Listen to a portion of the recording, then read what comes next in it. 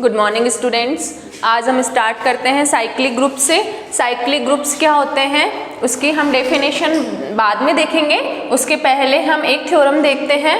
If A is an element of a group G then H is equals to A की power n, जहाँ पर n क्या है Z को belong करता है, इज ए सब ग्रुप ऑफ G। ठीक है, हमारे पास में H क्या है A की पावर n, जहाँ पर n किसको बिलोंग करता है Z को बिलोंग करता है। हमें क्या बताना है कि ये G का क्या होगा, सब ग्रुप होगा। तो let x y belongs to H implies that x जो होगा वो a की किसी इंटीजर पावर के रूप में होगा, जहाँ पर p किसको बिलोंग करेगा इंटीजर को, और y जो होगा वो भी a की किसी इंटीग्रल पावर के रूप में होगा, जहाँ पर q किसको बिलोंग करेगा इंटीजर्स को। Now x y inverse equals to a की पावर p और a की power minus k q equals to a की power p minus k q। अब p और q अगर z को बिलोंग करते हैं तो p माइनस q भी किसको बिलोंग करेगा z को बिलोंग करेगा। It means x y inverse जो हो गया वो भी a की इंटीग्रल पावर के रूप में हो गया, तो x y इनवर्स भी किसको बिलोंग कर रहा है h को। नाउ चूंकि x y belongs to h implies that x y inverse belongs to h implies that h is a subgroup of G। हमारे पास में H यहाँ पर क्या हो गया G का सब ग्रुप हो गया। अब आप यहाँ पर एक चीज़ नोटिस करना, हमारे पास में G क्या है ग्रुप है और केवल एक एलिमेंट A एक ऐसा है जो कि G का एलिमेंट है। अब इस A से ही हम इस पूरे के पूरे H सब ग्रुप को जनरेट कर सकते हैं, अर्थात एक एलिमेंट उठाया हमने और उस एलिमेंट की हमने इंटीग्रल पावर्स ली, इन इंटीग्रल पावर से ही हमें पूरा का पूरा क्या मिल रहा है सब ग्रुप। तो यहाँ पर हम देखते हैं कि जो H है वो A से क्या हो रहा है जनरेट हो रहा है, तो हम इसको नोटेशन के रूप में इस प्रकार लिखेंगे H क्या हो गया G का सब ग्रुप हो गया और ये G का क्या होगा साइक्लिक सब ग्रुप होगा, साइक्लिक सब ग्रुप ऑफ G का तो क्या हुआ साइक्लिक सब ग्रुप हो गया। साइक्लिक से मतलब है कि यहाँ पर ये केवल और केवल एक ही एलिमेंट से जनरेट हो रहा है। और अगर हम इसको यहाँ पर अगर हम साइक्लिक ग्रुप की डेफिनेशन देखें,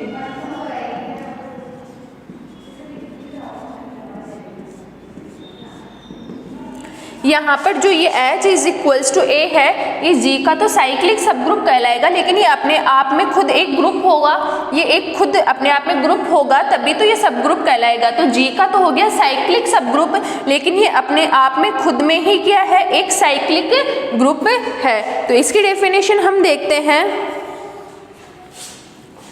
ए group G is a cyclic group if there exists an element A such that, अगर इस ग्रुप G के अंदर एक ऐसा एलिमेंट एग्जिस्ट करता है कि हमारे पास में G क्या हो पूरा का पूरा A से ही जनरेट हो, दैट इज इसका मतलब क्या हुआ कि that is every element of G, every element of G can be expressed as the integral power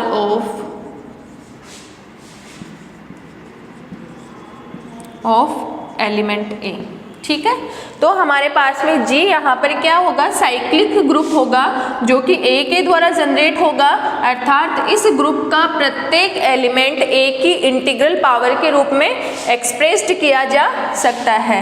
अर्थात आप इसको इस प्रकार लिख सकते हैं A की पावर 0, A की पावर 1, A की पावर 2, A की power Q up to so on, और इधर A की पावर -1, A की पावर -2, A की पावर -3 हो गया।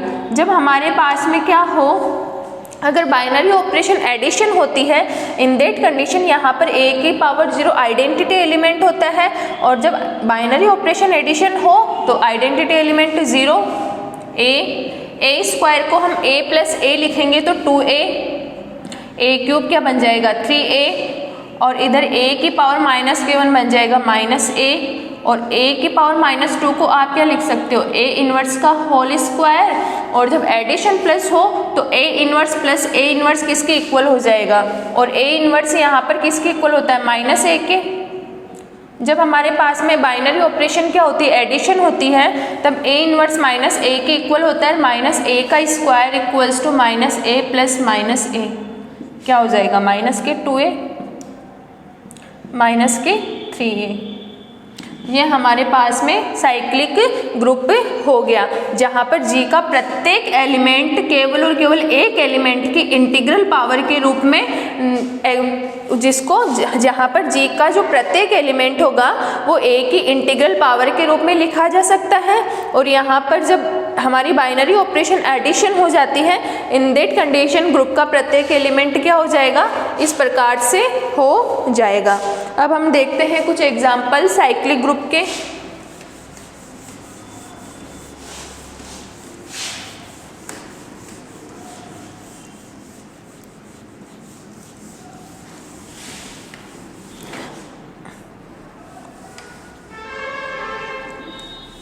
हमने पहले कुछ ग्रुप्स पढ़े थे, अब क्या वो साइक्लिक ग्रुप होंगे अथवा नहीं होंगे।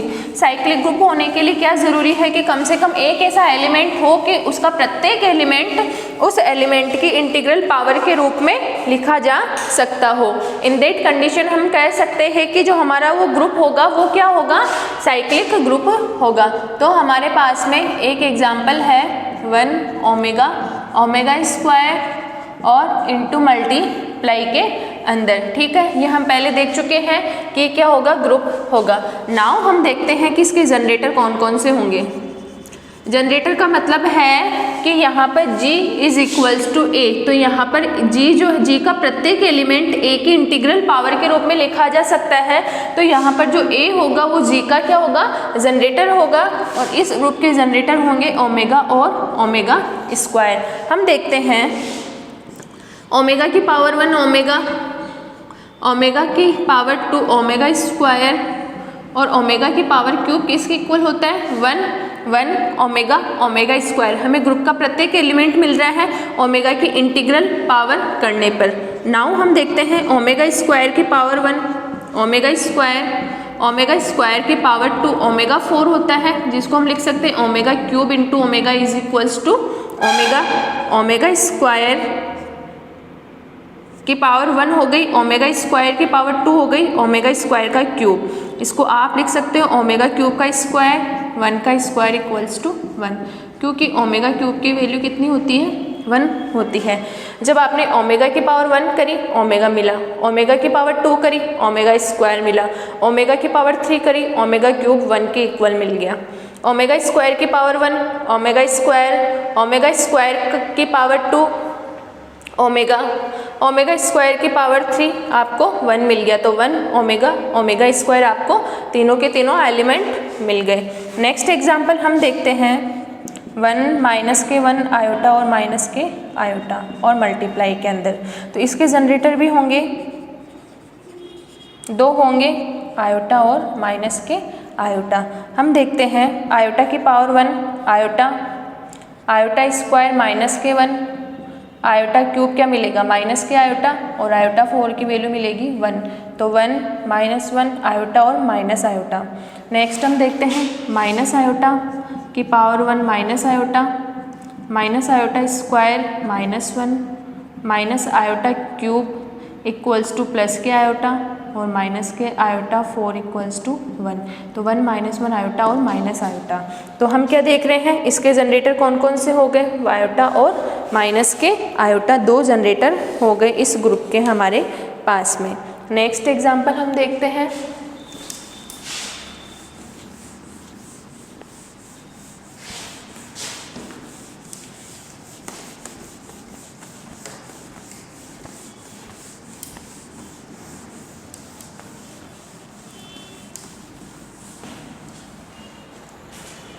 हमारे पास में नेक्स्ट एग्जाम्पल है, यहाँ पर ये जो दोनों ग्रुप है साइक्लिक ग्रुप, ये क्या है फाइनाइट साइक्लिक ग्रुप्स है।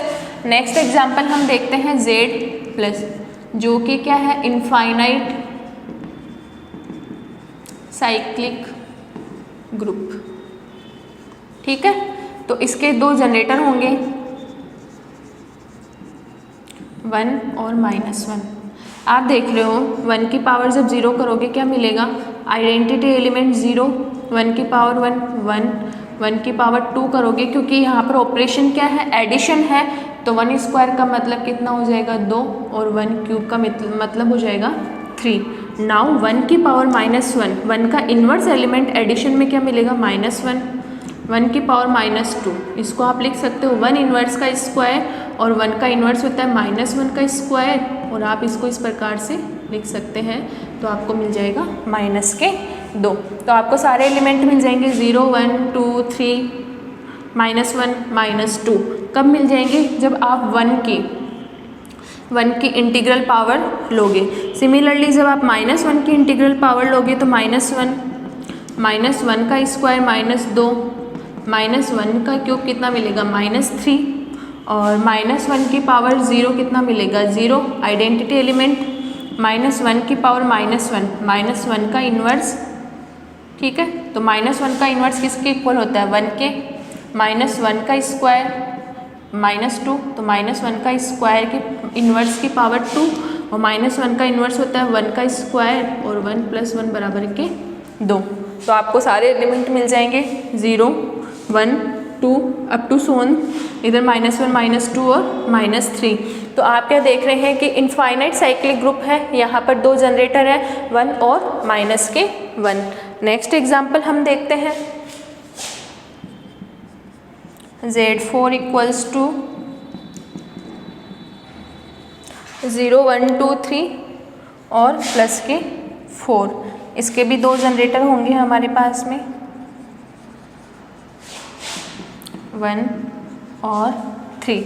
हम देखते हैं 1 की पावर 0 क्या मिलेगा, आइडेंटिटी एलिमेंट 0, यहाँ पर आइडेंटिटी एलिमेंट 0 है, एडिशन है, बाइनरी ऑपरेशन, 1 की पावर 1 करने पर 1, 1 की पावर 2 करने पर 2, 1 की पावर 3 करने पर 3, और 1 की पावर 4 करने पर 4 मिलेगा। बट यहाँ पर क्या है, प्लस मॉड्यूलो 4 है, तो 4 के अंदर 4 का भाग दोगे तो रिमाइंडर क्या बचेगा, 0। ठीक है, तो 1 0 1 2 3, यहाँ पर इसकी आवश्यकता नहीं है।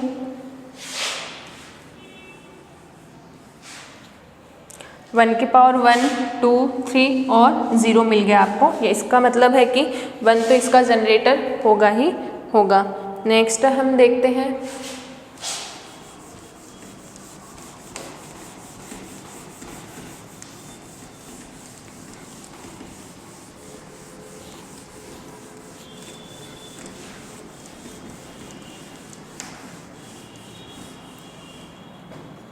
नेक्स्ट जनरेटर है हमारे पास में 3 की पावर 1 3 की पावर 2 कितना होगा, 3 + 3 = 6, और 6 को जब 4 से डिवाइड करोगे तो रिमाइंडर 2।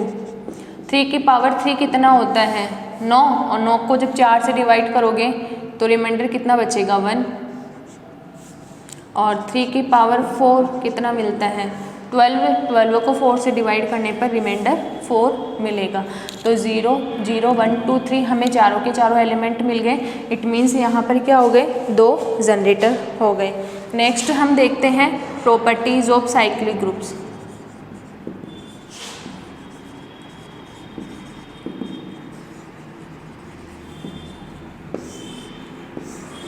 फर्स्ट है property, every cyclic group is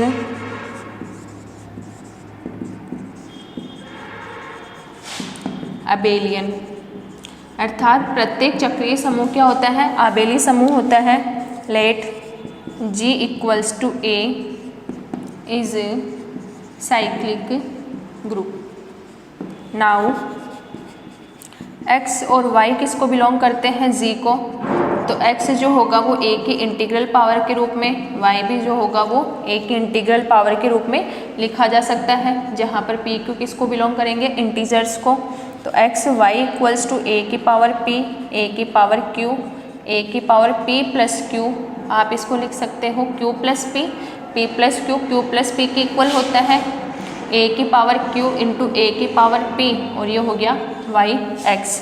हम क्या देख रहे हैं, एक्स वाई किसके इक्वल आ गया, वाई एक्स के। और every cyclic group is abelian, ये क्या है, साइक्लिक ग्रुप है, और हमने प्रूव कर दिया कि ये अबेलियन ग्रुप होगा।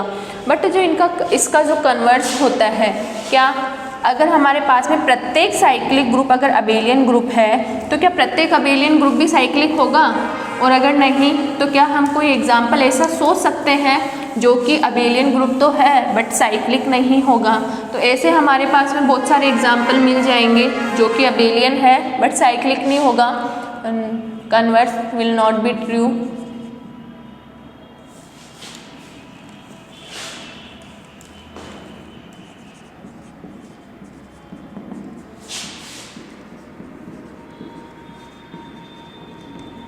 Example, R plus is abelian but not cyclic। R plus क्या है हमारे पास में, अबेलियन ग्रुप है बट साइक्लिक ग्रुप नहीं है। इसके अलावा भी बहुत सारे एग्जाम्पल हो सकते हैं जो कि अबेलियन ग्रुप हो बट साइक्लिक नहीं हो। तो ये चीज़ आपको सोचना कि ऐसे कौन से ग्रुप के एग्जाम्पल हम ढूंढें जो अबेलियन ग्रुप हो बट साइक्लिक नहीं हो। नेक्स्ट थ्योरम हम देखते हैं,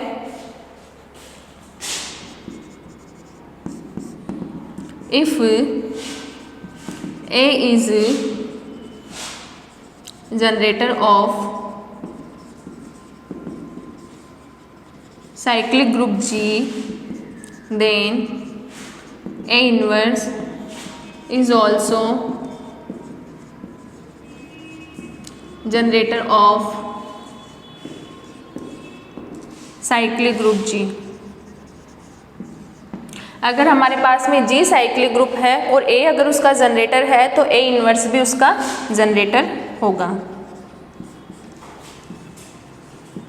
G is equals to A, हमारे पास में क्या है, साइक्लिक ग्रुप है, A इसका जनरेटर है। नाउ X जो है वो G का कोई सा भी हमने एलिमेंट कंसिडर कर लिया, तो X जो होगा वो A की इंटीग्रल पावर के रूप में लिखा जा सकता है, जहाँ पर M क्या होगा, Z। अब नाउ x को हम क्या लिख सकते हैं, a इन्वर्स और माइनस एम। m अगर z को बिलोंग करता है तो माइनस m भी z को बिलोंग करेगा, क्योंकि यहाँ पर m z को बिलोंग करता है। 1 अगर z को बिलोंग करता है तो -1 z को बिलोंग करेगा, -1 z को बिलोंग करता है तो 1 z को बिलोंग करेगा। इट मीन्स यहाँ पर x क्या है, g का कोई सा भी एलिमेंट है। जब हम x को a की किसी भी इंटीग्रल पावर के रूप में लिख सकते हैं तो यहाँ पर हम x को a इन्वर्स की भी इंटीग्रल पावर के रूप में लिख सकते हैं। इट मीन्स यहाँ पर x जो होगा वो a इन्वर्स की इंटीग्रल पावर के रूप में लिखा जा रहा है, तो g क्या हो जाएगा, a इन्वर्स से भी जनरेट हो जाएगा, क्योंकि साइक्लिक ग्रुप क्या बोलता है कि g अगर a से जनरेट हो रहा है इट मीन्स g का प्रत्येक एलिमेंट a की इंटीग्रल पावर के रूप में लिखा जा सकता है, अर्थात यहाँ पर a इसका जनरेटर होगा। और x जो है हमने g का कोई सा भी एलिमेंट लिया है, x किसको बिलोंग करता है, g को बिलोंग करता है, जहां पर g का कोई सा भी एलिमेंट है x को हम a की इंटीग्रल पावर के रूप में लिख सकते हैं। सिमिलरली हम x को a इन्वर्स की भी इंटीग्रल पावर के रूप में लिख सकते हैं। तो यहाँ पर ये x क्या है, g का एलिमेंट है, तो हमारा जो साइक्लिक ग्रुप g होगा वो a इन्वर्स की भी इंटीग्रल पावर के रूप में लिखा जा सकता है। तो a और a इन्वर्स क्या होंगे, g के जनरेटर हो जाएंगे। ठीक है, और नेक्स्ट थ्योरम अब हम देखते हैं,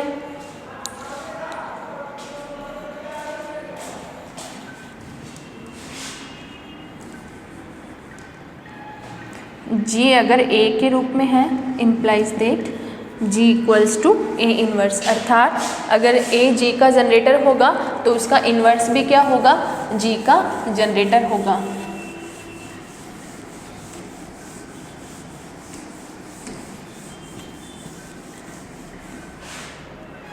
नेक्स्ट थ्योरम है हमारे पास में, the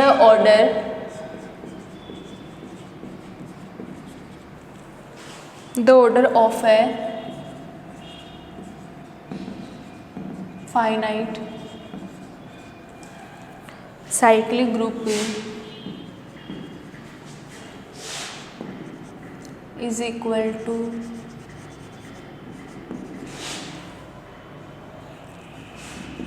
the order of its generator.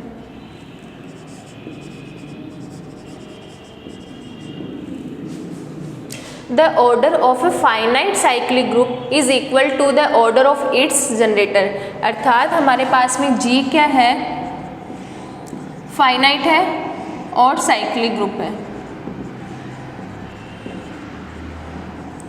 Finite cyclic group है तो ये कह रहा है कि इस G की जो ऑर्डर होगी वो किसकी इक्वल होगी, जो इसका जनरेटर होगा उसी के ही इक्वल होगी। तो G हमने कंसीडर कर लिया कि हमारे पास में G क्या है, एक फाइनाइट साइक्लिक ग्रुप है, ठीक है। अब हमने क्या कंसीडर किया, साथ ही तथा ऑर्डर ऑफ ए किसकी इक्वल है, n के इक्वल है। G हमारे पास में क्या है, फाइनाइट साइक्लिक ग्रुप है, ठीक है। और यहाँ पर हमने क्या माना कि इसका जो जनरेटर A है उसकी ऑर्डर कितनी है, n है। अब हमें बताना है कि जो फाइनाइट साइक्लिक ग्रुप है G, इसकी ऑर्डर भी कितनी होगी, n होगी। इसके लिए हमने कंसिडर कर लिया let h equals to a square a cube up to a की पावर n किसके इक्वल हो जाएगा, e के, क्योंकि अगर a की ऑर्डर n है तो यहाँ से हम लिख सकते हैं a की पावर n e के इक्वल हो जाएगा। अब हमने एक ऐसा सबसेट लिया जो कि a से ही जनरेट हो रहा है और जिसकी ऑर्डर कितनी है, order of h is equals to n। यहाँ पर h की ऑर्डर कितनी है, n ऑर्डर है, और h का जो प्रत्येक एलिमेंट है वो a की ही इंटीग्रल पावर के रूप में लिखा जा रहा है। तो सीधी सी बात है कि h जो है यहाँ पर G का सब ग्रुप है। h क्या है, G का सब ग्रुप है, क्योंकि हम देख रहे हैं इस सबसेट के अंदर आइडेंटिटी एलिमेंट है और a का जो इन्वर्स एलिमेंट होगा वो क्या होगा, a की पावर n-1, क्योंकि जब आप a डॉट a की पावर n-1 करोगे तो a की पावर n किसके इक्वल मिल जाएगा, आइडेंटिटी के इक्वल मिल जाएगा। अर्थात ये जो सबसेट है हमारे पास में, इस सबसेट के अंदर ये क्या है, एक तरीके से G का सबसेट है। आइडेंटिटी एलिमेंट एग्जिस्ट करता है, प्रत्येक एलिमेंट का इन्वर्स एलिमेंट भी एग्जिस्ट करता है। इट मीन्स यहाँ पर जो H है वो G का क्या होगा, सब ग्रुप में होगा। नाउ हमने कंसिडर कर लिया लेट M जो है, मतलब हमने क्या किया, G का हमने एक एलिमेंट ले लिया a की पावर m जो कि G को बिलोंग करता है। अब हम इस m के ऊपर कुछ कंडीशंस देखेंगे।